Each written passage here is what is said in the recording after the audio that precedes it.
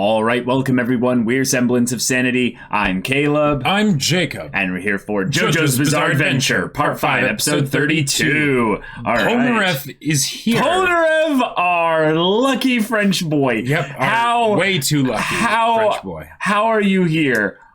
I'm not surprised that he's still alive, though, because, if anyone could survive, it would be Polnareff. Right. Yep. And not only, surviving Stardust Crusaders, but surviving the boss, surviving King Crimson. Mm-hmm. Now, he's definitely in his own situation that he's dealing with right now. Yeah. But he is going to ally up with our new Joe Bros, if you will, and provide them some info regarding stand arrows. Right. Hopefully he didn't freak out too much from hearing all the repeated mudas and the because that could potentially set him on edge just a little bit. Yeah. People melting, helicopters blowing up, but distant. What's going on? Wait a minute. Hold on. Yeah, that's the real stuff right there. Yep. But Secco is still alive, and he is potentially going to ambush Bruno in a way that could be very devastating, given that Bruno has literally just a tether of life holding him in reality right now. Yeah. And that's about it. But y'all, we're about to move into I think this is the final act. The end game here. So, y'all, without further ado, let's get into this. Oh. Okay, just sudden attack. All right, here we go.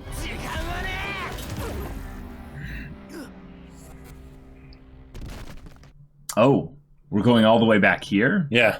Oi, why isn't he turning into mold?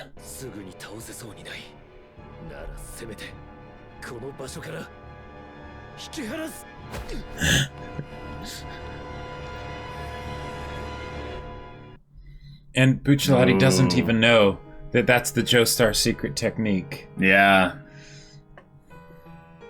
Oh, you go, Gairu Gangsta. Da, da, da, da, da, da. Da, da, da, da, da.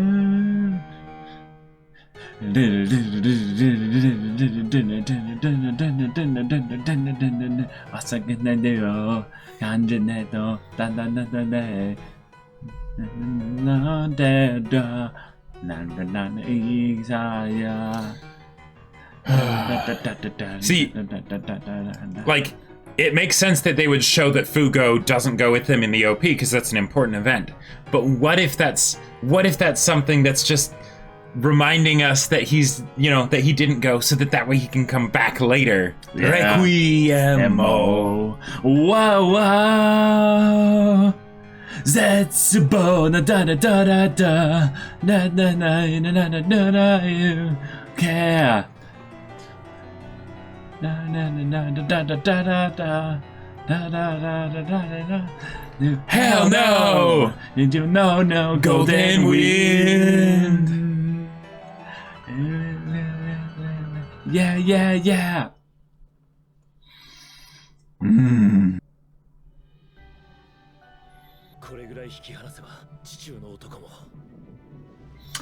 Yep, so now he gets attacked. But of course, boy doesn't notice. Oh yeah, everyone's starting to notice.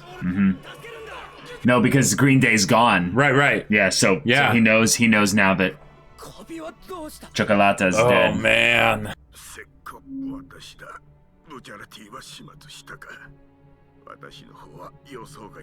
Oh, this is the second message. Yeah.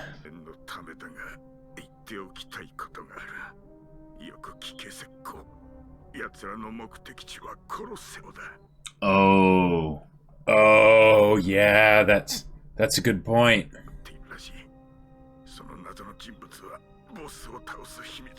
Whoa, loyalty at the end. Uh-huh. Oh, maybe not. No, so you need to take the secret. The boss.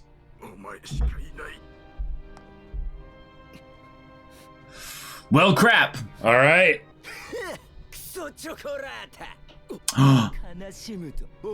Oh! Oh! Really? Wow! Oh, good! Okay. You're free!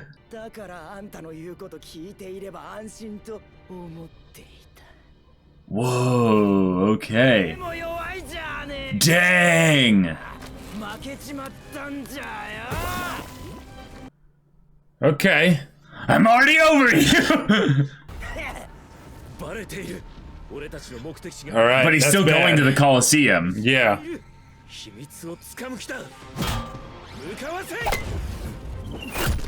Oh, okay. Yeah, he's too fast though. Oh! Oh! Oh! Oh, that was a good move. Oh, this is legit! Oh! Oh no! 俺は今までヘリの男のカビさえ止めれば危機は終わると思っていた。だがまだ事態は悪化。 Crap, yeah. この俺がこいつを先に殺すように行かせたら、こいつは暴走する。 What? What? Oh! Let's go! Let's go! Yep, that technique. Oh, yeah! Whoa, whoa, whoa, Yes! whoa, whoa, let's go! なんだよ、お前は。ガラスが刺さったのにあまり血が出ない。おめえも見えたのか。 Silver Silver Chariot. Chariot. Silver Chariot. There's no way. That would he be doesn't have so- that kind of range. No, because he can throw the blade, right? No, that's the binoculars. Okay, yeah. Yeah. Oh, dang, buddy. Whoa. 光は反射だ。双眼鏡でここを見ていたんだ。お前らが会いに行くやつは確かにあそこにいる。車椅子に乗っていたよな。 He could tell that? Oh, that's terrifying. That's terrifying. 秘密は俺がもらう。お前の体が何だろうとよ。とどめを。 Wait, what is he doing? What is he doing? Wait. Oh, brilliant. Oh, yeah. Yes. 隠れてんじゃねえ。移動してる。 Oh, maybe through the tunnels that he made, or どっちかの方向に進んでいる。パパ。 You lousy knockoff. 俺の特技をパクリやがって。 I love the voice acting for Secco. It's so good. He's like, how could you do this? Wow. Wow. Oh, yikes, yikes, yikes. 面が柔らかくなってきてる。とは硬い地中よりも液化した方がよく。 Yeah, it's him swimming, basically. のように予想以上に進んでたな。 Wow. That's a cool effect for it, that he's basically swimming Yeah. through the ground. yeah. Like, have you ever had this dream where you could swim through the environment or something? No, not this one. あと7メートル、 Wait. 5メートル。首を絞めるじゃねえ。墓穴だ。あと2メートル。 What's that other sound, though? 水道管。切ってごまかす。 Really? なんだ。自分の能力では俺のオアシスに追いつかれたら敗北する。そうな。どこかわからんが20メートル以内にいることはわかる。 Oh, okay. 策をよ考えてんのかよ。 Oh. 聞くからな。だが I like how much perspective we're getting. Oh.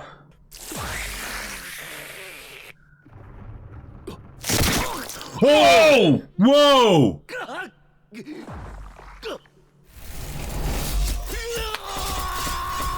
Oh! That's a horrifying! 俺の体を一旦離れるとよ。再び肩 And then it goes into the soft. Yeah, pavement. yeah.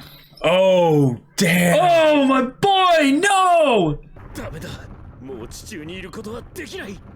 だが、かといって地表を走ることも。 No, no, it's too soft. It's basically you're caught in there. Ah! いたな。もし彼がここに来ないのなら、 Okay. 破壊しなければならない。 Oh, Polnareff's voice. 矢と出会う彼らなのだ。He sounds so much more serious and mature. Mm-hmm. Oh, you're not capable. Okay, good to know. Huh. Gotcha. Yeah! Yeah! Oh, with your squad, with your boys. Oh! Oh, I love it! Look at that look! Yep, the eye patch and everything. Yes! Oh! Oh, okay. Oh, no, don't do that! Don't do that! Nope, he's gonna be fine. Oh. Jeez. That is a really terrifying thing, because if you're in this situation, you know, even if you have a strong stand, for instance, he's not going to necessarily be able to move quickly, and he'll be targeted rather than the stand.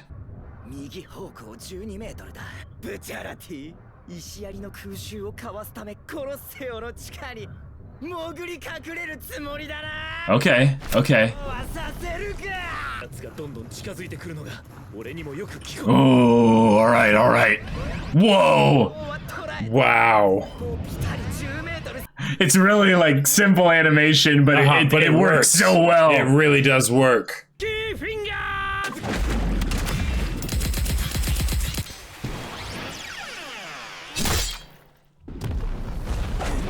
Oh, it works against you too. Yeah. Oh, and it messes up the vibrations, like the ripples and stuff. Yeah, yeah.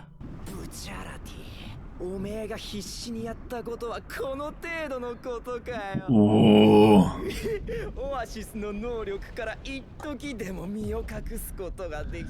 Okay. Whoa. Is that how close to decay he is? I think so. Yeah. Or is that Oasis?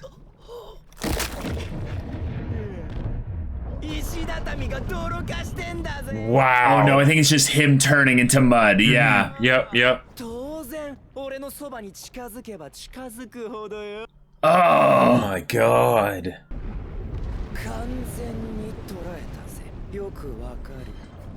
Wow.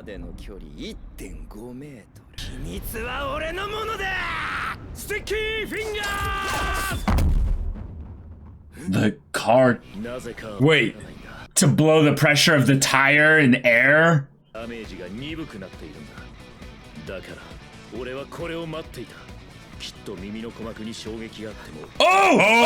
Oh no! Air explosion! Oh yeah! Oh man!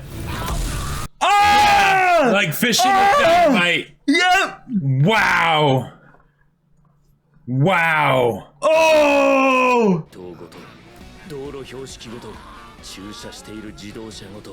Oh, that would hurt so much! Man! Wow! Oh my god! Oh! Oh! Oh my god! He's adrenaline like going crazy right now. I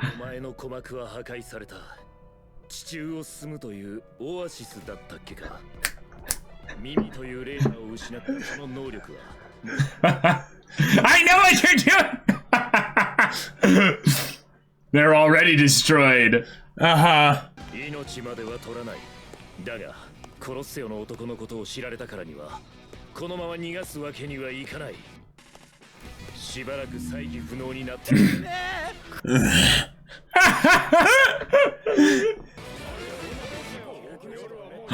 Oh my god! No! No way! No! No way! Come Oh on! my god! No! Oh, come on! Come on! You're kidding me! You are kidding me! Oh my god. Oh, and no phones! Yeah! Oh That did it. Oh my god. Oh no. Oh no. Yeah, that's exactly what he's waiting for. Oh no.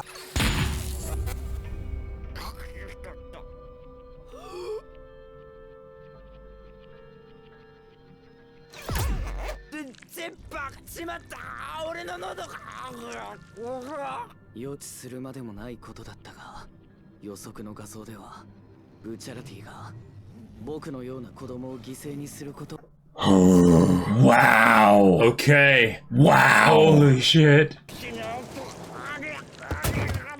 Oh, into the same place as... Wow.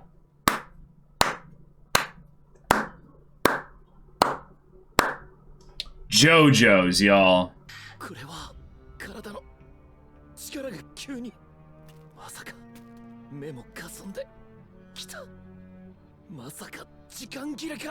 Out of time.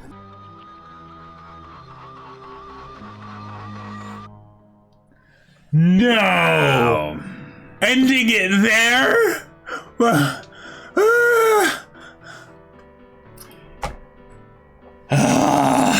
That... Oh boy. I mean, we knew he was coming. They have no passion. They dare to tell us what's bad and what's good. Stand up. Join us. Modern Crusaders alive. We have the power. Who'll face the future? 'Cause we are the fighters, just fighting for our rights. Est affectus, et defectus, semper in Angaria. Cod per sortem, sterni fortem, ecum omnes plangite. Wow. Oh all right. I love it. Oh my now god. we went seamlessly from the Joe Bros to the boss. Yeah. And Secco being defeated, handled, tossed in the trash. He threw himself in the trash. Yeah. Actually. And, oh man, that's my god. great. Like, but I love the idea that Bruno basically was like, yeah, of course, I'm just gonna punch through this kid and, you know, and beat him just like that. mm-hmm. Oh, okay, that's a, that's an episode title. Yep. All right, we've got ourselves a very dire situation now. Yeah. Secco has been tossed in the trash by his own volition, which is wonderful. And he got to be with Chocolata even at the end. Chocolata. Yep, Chocolata. yep. Chocolata. Specifically with having Chocolata dying, Secco understanding that and then not having the same kind of effect that Chocolata realizing that he wasn't going to be able to be with Secco anymore, like having a different reaction to that, I thought was rather good, because in some ways Secco being the slave pet of Chocolata is just so disturbing on so many levels that Secco actually like kind of going, yeah, like you, yeah. Well, like, why would I feel bad for you? I was like, yeah, I actually am. Like, yeah, you go, Secco, but also, wait a minute, but you're still like garbage, you know? So like, it almost felt like it was something where it's so messed up, where it was maybe a coming full circle in that Chocolata had fully twisted Secco. Yeah, Secco was not loyal to Chocolata. Of course, right? Right. But it wasn't something of, okay, now I can finally be, you know, whoever he was before. Maybe he was like this before, you know. But yeah, he then strikes out on his own of, yeah, you were a weak little bitch, you know. And then of course he ends up in the trash, just like like him. Yeah. Yeah. They got to be together one last time. Yeah. But Doppio is I love it because what we end up getting here is a situation where Doppio, the boss, the King Crimson, Epitaph, all that. Yep. It's all one messy package, but it's got fractures. It's got deviations and stuff. It's got a split to it. Yeah, there are. There are world lines that I imagine where Buccelati doesn't immediately die here. I had a crazy thought about that also, by the way. So what if somehow Buccelati ends up running into Polnareff before the rest of the JoJo's? They're on the way, right? Sure. And then, because now in this situation here, Buccelati is in the most dire straits that he's ever been, right? And he's died before, right? So what if it was something where it's like, okay, if he were to survive this, how sans giorno, right? Right. What if he managed to stab himself with the stand arrow somehow, and that changed things up and whatnot, and gave him that second chance? Sure. And that way he's able to sort of have that one use resurrection, so that way we can still have him. Right? I see potential there. I think the main reason why he wouldn't die here, though, is because of Doppio, the boss, basically deciding. This guy I'm seeing with Epitaph that he has some kind of a plan. He's thinking about, he's really fixated on going to the Coliseum. Why is that? Right, better just follow him or better to follow him for now.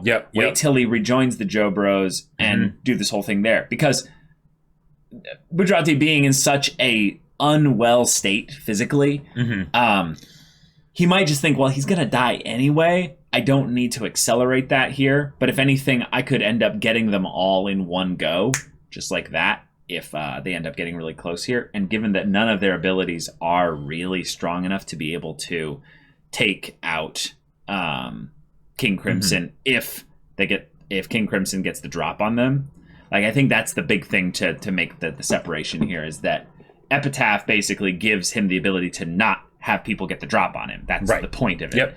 But I wonder on some level how much conscious use he needs in order to do that. So, therefore, the only really chance the JoJo's have is if they get the drop on him. But if he is the one initiating things, he can see that next few seconds and stuff, and he can pick them off very easily. Right. So there's so much he could do in the few seconds that would be unskipped, that wouldn't be skipped basically. In order to deliver really damaging, attacks on them. So that's that. But we got ourselves a really terrifying use of what happens when a chaotic stand user with no discrimination or anything for the environment, for the people in it, and will use any method necessary to win, like a crazed animal, basically, goes up against someone who is the cool, calm, collected one. And yet, in terms of strength, the cool, calm, collected one is vastly outmatched. Outmatched. Outmatched, but he outclasses him. In terms of directly just the power, the output. The whole thing about sticky fingers and what makes it so wonderful ever since it was introduced in the very beginning is that it's probably one of the most clever stands. You would need the biggest of brains to consistently be able to use it in ways that just would hurt my mind to be even thinking about in split-second decisions. I love the rupture the tires under the ground. Oh my God, yes. Liquid and everything. Yes. And by the way, because I'm sort of a zombie kind of in that situation, that's fine. I'm not really affected by it. Or I'm not going to feel the effects of being affected by it. Right. Which is the I gotta say, this is something that they've been doing more and more as we've come to understand what is going on with Bruno. And given that he is kind of the team mom, he's the leader, he's the one that's been making the little sacrifices. They're not all of them have been big necessarily, but he's been making all the primary sacrifices for the group to make sure they can get to this point. And so that when we see him taking these, kind of plans that are kind of in flux. Like, he has to kind of adjust to the environment changing rapidly around him, given that the whole environment is primarily under the control of another stand user. Like, that's the equivalent of, like I'm trying to think of a stand battle that had this equivalent, where I think it was only really Jotaro and Dio, and that Dio had time in his grasp, and Jotaro was able to outclass him, like kind of outthink him with really gimmicky tricks. But only because he could also affect the time around him to, to an extent. To the smallest extent. Right. Because otherwise there would be no contest. You can't fight like that. Right. In this case, this is the equivalent of that, but worse, because Bruno has to have other objects brought into the environment that he has no control over in order to affect the environment. So it's he's horrendously outmatched, and yet in classic style. And they even brought up the Giorno theme, like at the point where he starts to be like, you fell right into my trap. He basically pulled a Joseph of the highest magnitude. I mean, let's be real, it's just a JoJo's moment. Yes, it was so good. Like the whole thing of him posing as he's like getting out of the ground and everything. That was awesome. That was so great. Yeah, but Secco was really terrifying this episode. Secco was absolutely terrifying. He was also a bit of a sicko. Yeah, that whole thing, that was so gross. The whole thing of him eating the blood, but then spitting it out, and it's like, oh wait, the air, it's falling. It goes into a narrow shape because the air resistance and everything. It right? It's soft. Yeah, it's soft. It's malleable. If it's soft and then it starts to harden and be affected by the wind drag, like you're saying there, it would form basically little rods. Yeah, and they might not be like razor sharp, but if they're still falling super fast and they're not really getting slowed down by the ground surface because it's a liquid, right? And depending on how... it should slow it down a little bit. Right. But depending on the point, Yeah, exactly. And the easier that it could go through the liquid because of like the texture of the liquid, the sharper it would end up being after falling. Right. And there's a possibility that he's also aiding it via the fact that he controls the ground itself, in specific ways. So maybe once it enters at those specific points, he like makes movements specifically to accelerate it down or something. I don't think that's necessarily in his power set, but either way, he could just spit it up really far so that it has a long way to fall and it accelerates pretty quickly. It's basically like dropping a bunch of knives from 40 feet up. Oh my God, you're right. This is kind of a Jotaro Dio kind of fight. Yeah, like it's very similar. Bruno is basically in a situation constantly where he can't move. It's not that he physically can't move, but if he moves in a way that doesn't give him some kind of tactical advantage, he gives away so much to the opponent. Location and all that. Yeah, this is very much I'm throwing a bunch of knives at you while time is stopped. Yeah. Right. Wow. Like, one of the things that I loved about this is that it really had the feeling that Bruno was the only one who could fight Secco. Yes. And he was still outmatched like crazy, So if it had been anyone else, they just would have been dead, right? If it had been Mista, good luck, right? Good luck. You're absolutely hard countered here. Right. Hard countered. Totally dead, right? Yeah. With Buccelati, you can actually do stuff, but there's no way it's going to be enough, right? Well, because he's our boy, it is. I gotta say, the reversal in the beginning of the fight, when he uses the zipper specifically to maneuver I believe it was the pole. Right, yeah. And then he reverses it back at him, and then the zipper pulls the device, the pole with the serrated edge, just barely scratches his neck. To the point where we're like, I nearly thought we were going to see a decapitated Buccelati there at that point. Well, and it was just one of those moments where they were like, you thought that this was going to be just a typical ambush and it would, Bruno would find a way out of it, and it's like, no, he's just dead. Well, and because I assume if his spine is severed, then it would be over. Or, probably. Or at the very least, how do you... That'd be interesting. We've gotten into that with JoJo's of decapitation and undead people, but, who knows? But if that had been anyone else, they probably would have been killed from that, because slit throat, human squishy meat sacks don't really like that. Right. I do have a point of question, though. Why is it that Sticky Fingers doesn't open up an actual extra dimensional space. I'm not sure, because it seemed to be doing that, and that's maybe how he was. No. I think what he's doing is he's just opening up the equivalent of tiny wormholes that just port him from one place to another. Yes, that way he can move through it effectively. Quickly. Yeah. Like much quicker, and he avoids maybe a lot of the physical properties of what it would, the physics of moving through those things that are either solid objects, Right, and he just does them like right next to each other so that way he's, it makes it more efficient. Yeah. Yeah. That's a good enough explanation. If there was an actual space that he could go into with that, it would be so busted. But we've seen him do that. We've seen him go into spaces specifically for the purpose of hiding and for the purpose of going to other people there. So I feel like this is one where on some level, if he was able to do that, I think maybe the problem is that the space inside still affects in a physical way the space outside it. Like there is a correlation. So if he was moving or something like that, Secco could bump into the space and be like, wait, what the? And then he would hear it or something. One thing that they did here that was really good as far as maintaining the tension of the fight is that Secco found out about the Coliseum.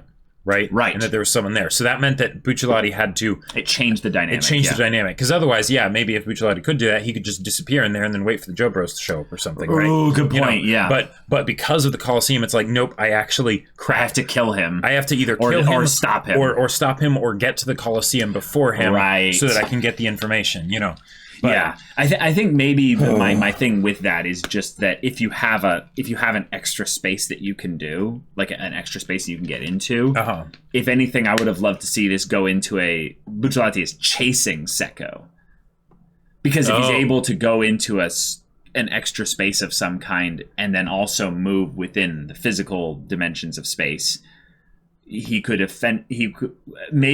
get close to him without actually interacting with the 3D space. I think it's a maybe that breaks certain rules. I think it's a set space where he basically opens up a pocket there, but it still is attached to the same like if it has like the two endpoints or whatever, those don't change, I think. Right. He can just open or close them or whatever. Because then what that does is it explains the thing that he's, underground, not having to breathe basically for. That might just be another aspect of the fact that he's dead. You're right. Like crap. There's all kinds of things I think that are going on in this fight that I'm like just kind of starting to grasp the surface of, because I'm realizing that his abilities are having to work in conjunction with the fact that he is kind of an undead at this point. And there's a lot of properties of that should be, I would say, properly assumed. Like the fact that maybe he doesn't have to worry about his breath. But there was a point in the episode where he had to deal with his breath a little bit. Oh, he did? I think so. I can go back and look. But okay. Polnareff had a little bit of a bit there where he's looking at the profiles of the squad, and he said something about, I can't utilize it properly. He can't utilize the true power of the stand arrow. And I think what that is specifically is that his physical capacity is lacking in the regard that if he was to be punctured by it, if he was to use it, it would demand so much more of him, and it would probably kill him or something. Yeah, one of the things that I'm kind of curious about, at the very beginning, I didn't quite realize that they were prosthetics. I thought he was actually doing like a perma silver chariot, like with his body in order to keep walking. But then I was like, no, those are prosthetics. But that would be hilarious. But since we have seen stands be, because the connection between the stand and the stand user, does Silver Chariot not have legs anymore either? I don't think he's probably ever going to call out his stand again. I get the feeling he's not going to either. I would say that's a little bit. That'd be a little bit weird. If anything, I could see Silver Chariot just kind of hovering above him and behind him. Sure, that would be cool. But yeah, I think it actually works now that I think about it, because stands aren't limited by 3D space in any way. Like, sure, they can go through things. That's true. Okay, so he calls back to the Stardust Crusaders. Well, Wait, was it him or Kakyoin who said there's no such thing as a mirror dimension or whatever? I think it was Kakioi. Oh, okay, dang it. I was gonna say, they could come up and be like, oh, blah, blah, blah, blah. Man, in that mirror dimension, wait, what? No, that's preposterous. No, seriously. Yeah, I think it was Kakyoin whose lines just don't age well in general. Yeah, like he I see. But he brings up the fact that while he's not capable of wielding it, he's sure that one of them will be able to. Right. Now, what you brought up, which is exciting, I would say, is the possibility of someone besides Giorno potentially getting to be upgraded with the stand arrow. Because Buccelati is in serious trouble right now. Yeah. Like, and the thing is that if he goes to Polnareff without being properly healed and repaired and all that stuff, the boss could just go there and then kill Polnareff. Like think about that. Giorno and everybody else gets there and Buccelati is for real dead, or even if Buccelati's still okay, Polnareff's dead. Like their contact's dead, you know, stand arrow's gone, you know, like what do they do then? And it's crazy because since there's like we're really coming up on the end of this part and Doppio is here. Yeah. Is this the actual, like, is the Coliseum the final area for this part? Or is this actually just like the first of two, you know, and then they're going to go somewhere else or something? Right. I would say it would be the perfect backdrop for a throwdown. But given that there are 7 episodes left, 33, 34, 35, 36, 37, 38, 39. Yeah. 7 episodes left. Yeah, I don't think so. No. Right, because that seems like too much time. No, it's too much time, and I would say that if anything, there's a possibility that still more Joe Bros can bite the dust, though. So in the OP, when Giorno stabs himself with a stand arrow, does it show the Coliseum? We shall see. We shall see. That's the Coliseum. That looks like the Coliseum. They're right outside it, but it is in the morning, though. Yes, that's true. So that's true. What it'll probably be is that they are right outside there, and there is a cathedral of sorts right nearby. So maybe it isn't. So maybe it's in Rome, though. Like sure, like that's the main thing that we know. Rome is going to be the final showdown spot as far as locations go. They're not going to be traveling anymore. This is a place that makes sense. There is the whole thing of, you know, the next episode is called My Name is Diavolo. You know, so, you know, there's you know, that whole thing there. And given that the fact that this is kind of the center of the Catholic, you know, faith and stuff like that, you end up getting some cool kind of things there where, you know, they actually fight in the Vatican. Well, right. Well, but no, the son of Dio, the son of God, you know, facing off against the devil, and it's there you go. That's really clever. Okay. But the rest of the squad is still all split up and everything, so we need to reconvene now that we've dealt with you know, Oasis and Green Day and their users. But now that Doppio, the boss, King Crimson, they're all here, you know, it's all a big problem. How bad do you think this is going to get for Polnareff specifically? Because I think if anything, Buccelati will bite the bullet here and basically go, you think I'm going to tell you anything? Right. Yeah. Take me to the grave with you. I've had 2 feet in it for the last, you know, like a week and a half or so. Well, and that's the thing. Buccelati could go to the Coliseum, but I don't think he should. I don't think he would without going to Giorno to get healed. Right, exactly. Even though Giorno because the can't threats have been defeated, right? Well, so yeah. And Giorno, that's a good point. Giorno can't actually really heal him. It's more of a thing of where, would he go back there to just make sure that his boys are okay? You know. Yep. But I don't know. God. Polnareff's luck might have run out. There was something that was kind of dumb that did come to mind, though. What's that? So you know how the last time Polnareff faced a time manipulator, it was the first time was actually with him going upstairs and then stopping time. Dio carries him down and sets him down on the stairs. You know, right? You know, however that must have worked out, right? So I mean, Dio's a showman, you know. He's like, definitely. So with King Crimson, could we have had a similar thing where Polnareff's standing at the bottom of the stairs, and then suddenly he's walked up half the stairs, and he's like, "What happened?" And then that's when he figured it out. Yeah, the whole thing was that Polnareff part was basically showcasing that his eventual mortal enemy would be stairs. Oh my God. Yeah. I mean, buddy, Polnareff, I feel for you because you're in this situation now, but you are a badass to be alive right now. Yes. The fact that like he's still like fighting this, doing what he can. Yep, it's incredible. Awesome. And so, really cool. In my opinion, I think that there is zero chance that he's gonna die this part. Yeah, because this guy has survived thus far. Right, he can survive the apocalypse. Boss. Yeah. There's no way he's going down now. If anything, I see him being like, you know, like, see ya, like, deuces, like, you guys have got this. I passed on the arrow. Yep. All right, it's your turn.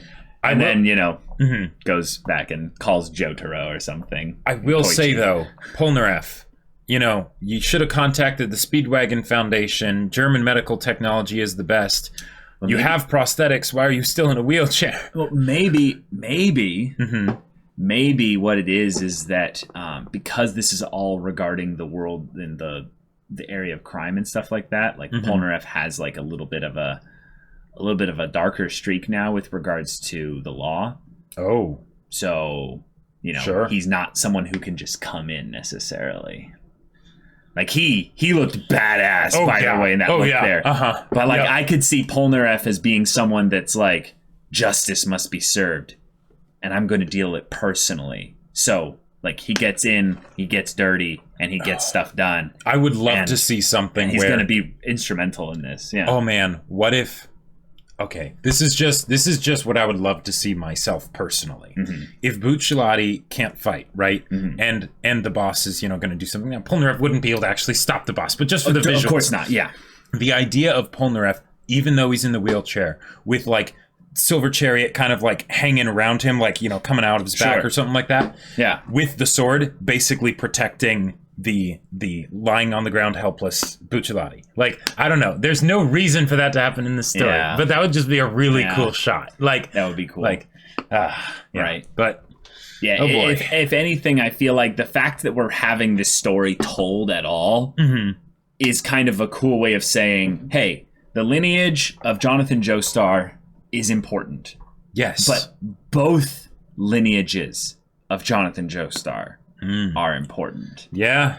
And in order to explore that, we're going to show a young new protagonist and his, you know, journey, his ascension to becoming, you know, golden. You know? And this is basically the origin story of him and his new squad of friends and stuff. Yeah. So and this could just then continue on for however long Araki wants. Right. But what could be cool is that then in future parts you can bounce back and forth and have them meet. Meet up again. And it's just destiny that constantly the descendant of Jotaro and the descendant of Dio, the descendant of Jonathan and Dio, they come back constantly to fight. I mean, doesn't that just seem like that poetry? Does seem awesome. Yeah, it's like poetry. It rhymes, you know. Yeah. I would love that. I would love that too. And given that there's plenty of parts of JoJo's after this, that's true. I would assume like there's all kinds of things that yet to happen. If this is only part 5, I can't imagine what it's like in part 8. Yeah, you know, like. So y'all, thank you so much for watching this episode's reaction and discussion. If you want to see the next episode's reaction and discussion right now, though, go check out the link in the description below for our Patreon. You can get on early access there. You can watch full-length timer reactions there, and all this comes with Discord access, so you can chat with us and the community there about this show, about anime in general, and you can also talk with Jacob about the sci-fi novel that he wrote. Yep, Battle Lines. You know it. I mean, I've talked about it plenty. It's on Amazon. Link in the description if you want to get it. Yeah, so if any of that interests you, we'll see you there. But until then, we're Semblance of Sanity. I'm Caleb. I'm Jacob. And we'll see you all next time.